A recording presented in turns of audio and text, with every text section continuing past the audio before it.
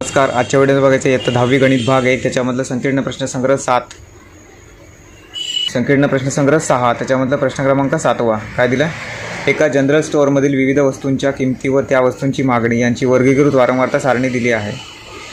त्यावरून किमतीचा मध्य काढायचा आपल्याला. या सारणीवरून सारणीत काय दिलं आहे? किंमत रुपयामध्ये दिली आहे. 20पेक्षा कमी रुपये. वस्तूची संख्या किती? 140. 20 ते 40 रुपये त्याच्यामध्ये 100 वस्तू. 40 ते 60 रुपयामध्ये 80 वस्तू. 60 ते 80 रुपयामध्ये 60 वस्तू. 80 ते 100 रुपयामध्ये 20 वस्तू. ओके. या सारणीवरून आपल्याला मध्य काढायचं आहे. मध्य काढण्यासाठी 3 कॉलम आखायचे आहेत आपल्याला. पहिला कॉलम होता वर्ग. त्याच्यामध्ये किंमत रुपयामध्ये लिहायचे. जसं तुम्हाला सारणीमध्ये दिलं तसं जसं आहे तसं लिहायचं आहे. त्यानंतर वारंवारता. त्याच्यामध्ये वस्तूंची संख्या. त्या सारणीसोबत वस्तूची संख्या दिली आपल्याला. ज्या ज्या रुपयानं ज्या ज्या वस्तूंची संख्या दिली आहे तसं तसं लिहायचं आहे. ह्याला FI म्हणतात. ओके. ह्याला Nसुद्धा म्हणतात. आता या सगळ्यांची बेरीज म्हणजे समिशन FI म्हणजेच N. बेरीज किती येते? 400. ओके. आता संचित वारंवारतेमध्ये काय लिहायचं आहे? सुरुवातीचं 140 आहे ते लिहायचं जसं आहे तसं. त्यानंतर 140 अधिक 100 ते लिहायचे 240. 240 अधिक 80 320. 320 अधिक 60 380. 380 अधिक 20 400. ओके. त्यानंतर आपल्याला मध्यकाचं सूत्र माहीत असणं आवश्यक आहे. मध्यकाचं सूत्र काय? L अधिक कंसामध्ये N/2 वजा CF भागिले F गुणिले H. ओके. आता L म्हणजे काय? मध्यक वर्गाच्या खालच्या वर्गाची वर्गमर्यादा. मध्यक वर्ग कसा काढणार? पहिलं N/2 आपल्याला काढावं लागेल. ओके. N/2. N म्हणजे काय? 400 भागिले 2 किती येतं? 200 येतं. ओके. आता 200च्या जवळपास असलेली संख्या कुठली आहे? वारंवारता 100. ओके. म्हणजे हा काय झाला? मध्यक वर्ग. ओके. म्हणून 20 ते 40 हा काय? मध्यक वर्ग आहे. आता मध्यक वर्गाच्या खालच्या वर्गाची वर्गमर्यादा किती आहे? 20. म्हणजे L बरोबर 20. त्याच्यानंतर N/2 आपण काढलं इथे 200. आता CF आणि F काढायचं आहे. F म्हणजे काय? मध्यक वर्ग असेल त्या वर्गाची वारंवारता म्हणजे ही. ओके. 100 म्हणजे काय? वारंवारता ही आहे. त्याला काय म्हणणार? F. ओके. म्हणजे F म्हणजे किती आलं? 100. आता CF म्हणजे काय? मध्यक वर्ग जो आहे त्याच्या आधीच्या वर्गाची वारंवारता, संचित वारंवारता. CF म्हणजे संचित वारंवारता 140 आली. H म्हणजे काय? वर्गांतर. वर्गामधील अंतर किती आहे? 100 वजा 80 20. 80 वजा 60 किती? 20. ते 20 लिहायचं. आता या सगळ्या किमती आपल्याला सूत्रामध्ये भरायच्या. ओके. L बरोबर किती आहे? 20 अधिक N/2 आपण डायरेक्ट काढलं आहे 200 आलं आहे. वजा CF किती आहे? 140 भागिले F किती आहे? 100 गुणिले H वर्गांतर किती आहे? 20. या दोघांची वजाबाकी करायची. 20 अधिक 200 वजा 140 किती? 60 भागिले 100 गुणिले 20. हा शून्य गेला, हा शून्य गेला, हा शून्य गेला, हा शून्य गेला. ओके. 6 दुणे किती? 12. 20 अधिक किती? 12 किती होतात? 32. तर 32 हे काय आलं आहे? विविध वस्तूंच्या किमतीचा मध्यक 32 आहे. ओके. म्हणजे 32 हा आहे. ओके. धन्यवाद. नमस्कार. आजच्या व्हिडिओमध्ये बघायचं आहे आता 10वी गणित भाग 1 त्याच्यानंतर संकीर्ण प्रश्नसंग्रह 6 त्याच्यानंतर प्रश्न क्रमांक 8वा. काय दिलं आहे? खालील वर्गीकृत वारंवारता वितरण सारणीत एका मिठाईच्या दुकानातील विविध वजनांच्या मिठाईची मागणी दिली आहे. त्यावरून वजनाच्या मागणीचे बहुलक काढा.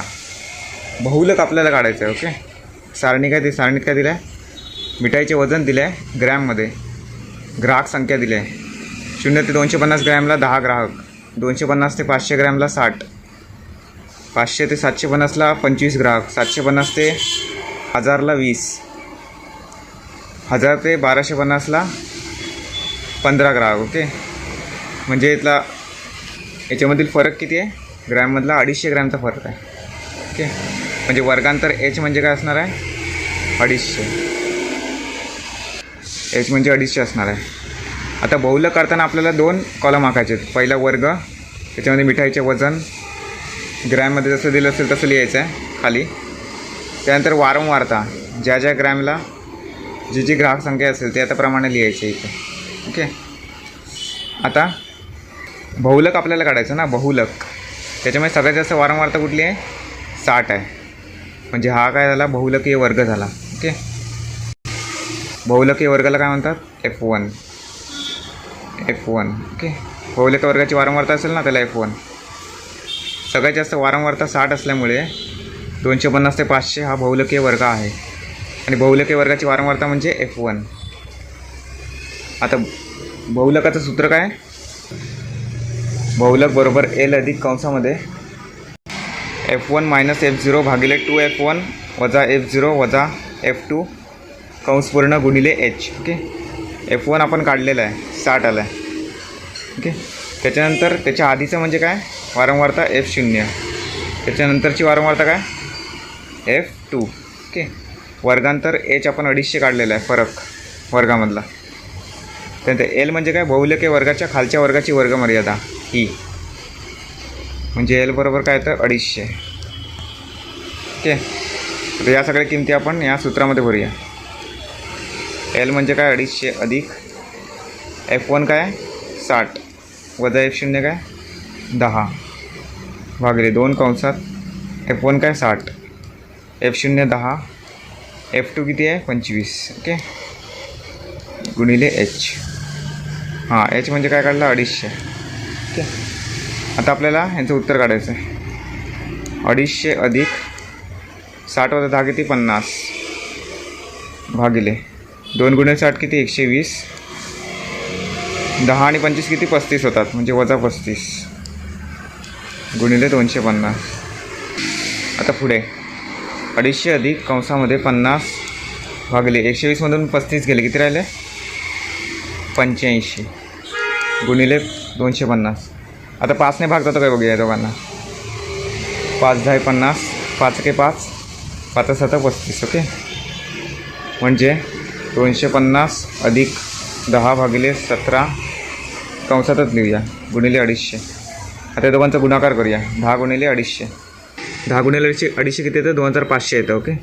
जे 250 अधिक 2500 भागिले 17. आता या दोघांचा भागाकार करूया.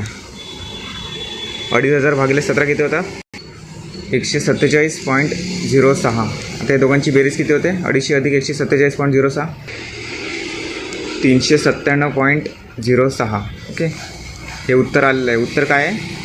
मिठाईच्या वजनाच्या मागणीचे बहुलक 397.06 ग्रॅम आहे. ओके. धन्यवाद. नमस्कार. आजच्या व्हिडिओमध्ये बघायचे इयत्ता 10वी गणित भाग 1. त्याच्यामधलं संकीर्ण प्रश्नसंग्रह 6. त्याच्यातलं प्रश्न क्रमांक 9. काय दिलं आहे? खालील वारंवारता वितरणासाठी आयतालेख काढा. ओके. वारंवारता वितरण सारणी दिली आहे तुम्हाला. वीज वापर दिला आहे युनिटमध्ये. त्यानंतर कुटुंबाची संख्या दिली आहे.